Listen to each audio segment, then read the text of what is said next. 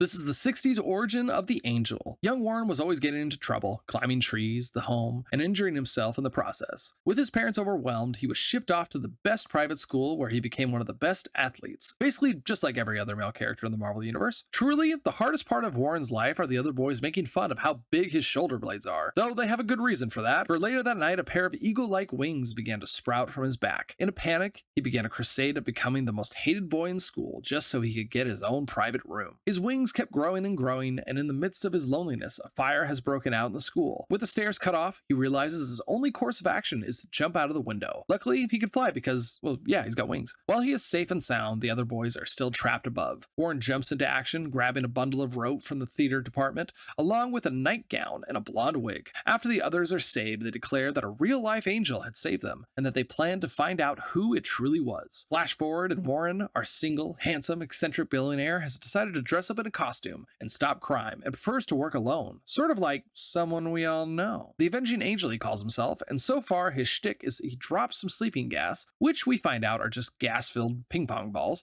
and leaves them for the cops, along with his trademark phosphorescent calling card. The Warren is quite upset when he doesn't get the recognition he thinks he deserves. After going out for another midnight caper to hopefully get on the news, he returns to his apartment with a nuclear vial in hand, and to find Iceman and Cyclops waiting for him. Angel doesn't take too kindly to this, and a fight ensues. Eventually, Professor X intervenes, and there is just something about his voice that makes Angel trust him. Professor X reveals that the nuclear vial he stopped from being stolen is actually an explosive device. The Angel heads out into the night sky, flying higher and higher until the temperature drops to freezing, deactivating the explosive device. Iceman was literally in the room with you. Either way, the Angel makes it back to the ground and decides to join the X-Men. I think this story does have some legs. I find it interesting that there isn't really a villain like there is in our previous stories. It's just a story of him going through the manifestation of his mutant powers and trying to adjust his life to them. I think this is the best origin story we have gotten, and I can give it a 7 out of 10.